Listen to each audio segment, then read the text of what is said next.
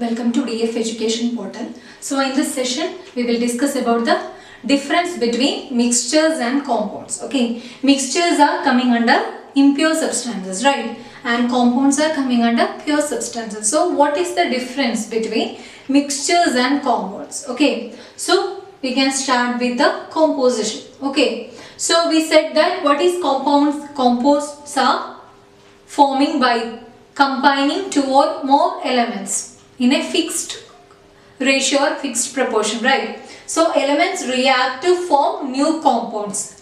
When two, in case of water molecule, two elements, hydrogen and oxygen are hydrogen and oxygen are the elements present within this water molecule, right? And this hydrogen and oxygen is combining together in 2:1 ratio, H2O, right? So elements react to form new compounds. They are reacting, hydrogen and oxygen are reacting together to form water molecule. Okay, and when we are observing this water molecule, it have different chemical property when we are combining with the chemical properties of hydrogen and oxygen. When we are taking hydrogen and oxygen and combining together, we are getting H2O, right? Okay, and these two elements are combining, reacting together to form a new compound, which is in a fixed ratio 2:1. Okay, and when we are considering the property of this water and hydrogen and oxygen, property of hydrogen is different, property of oxygen is different, and by combining these two we are getting water molecule, and this water molecule is having totally different chemical property than this hydrogen and oxygen. Okay, and when we are getting into the separation of this water molecule can be separated. We can't separate this hydrogen and oxygen from this water molecule, right? We can't pick hydrogen atom and oxygen atom from this water molecule and we can easily separate this water molecule, right? No. So we can't separate, we can't easily or physically separate this hydrogen and oxygen from this water molecule. We want to apply some energy, or we can do this only by chemical or electrochemical methods. You have heard about electrolysis of water, right? So what is happening within this electrolysis of water? We are applying electricity to this water molecule and we are separating this hydrogen and oxygen from this water. Okay, so we can say that compounds can be separated only by chemical or electrochemical methods. Okay, by taking this water molecule as an example, we can explain these properties of compounds, right? So elements react to form new compounds and it have a fixed composition. New substances have totally different properties from this combining elements.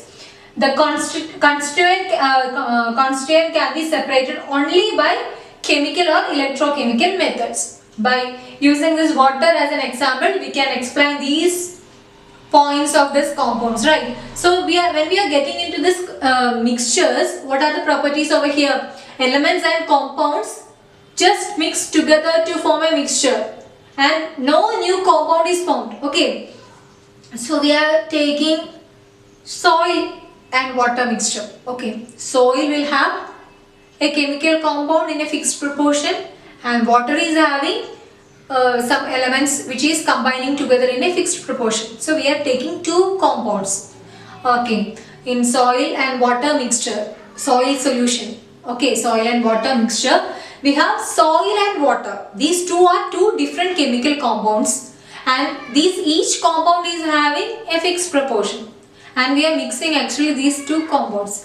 And when we are mixing these two compounds, we are not getting a new property having substance. Okay, actually it will show the properties of soil and it will show the properties of water. And if we are keeping the soil solution for some time as an undisturbed, we can easily separate this soil and water. There is no need of any chemical methods or electrochemical methods to separate this soil and water from each other.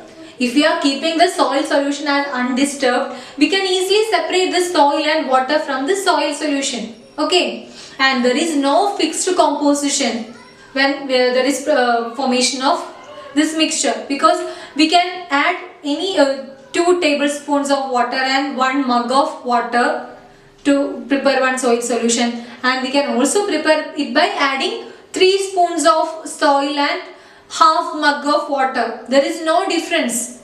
Only difference is in the concentration. There is no difference in chemical composition. Okay, so there is no fixed composition in case of mixtures, and we can easily separate. We can easily physically separate. By physical methods itself, we can separate the soil and water. Okay, so similarly, they will show both properties of these each compounds. The soil solution will show properties of soil and properties of water.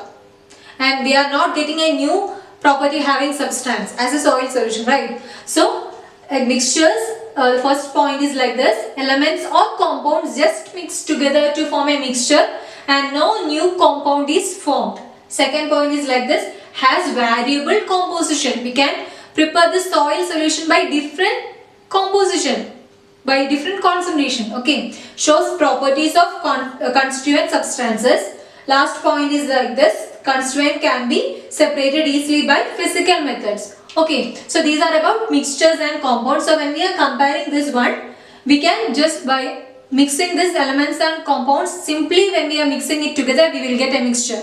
But in case of compounds, we want to mix it by within a fixed proportion. Okay, the second point is like this: has variable composition.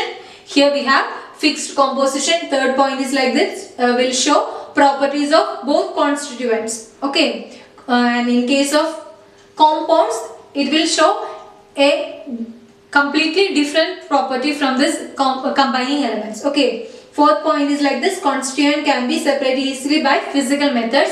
In case of compounds, we can separate only by chemical or electrochemical methods. So that's all about the comparison of mixtures and compounds. Okay, so that's all about this chapter.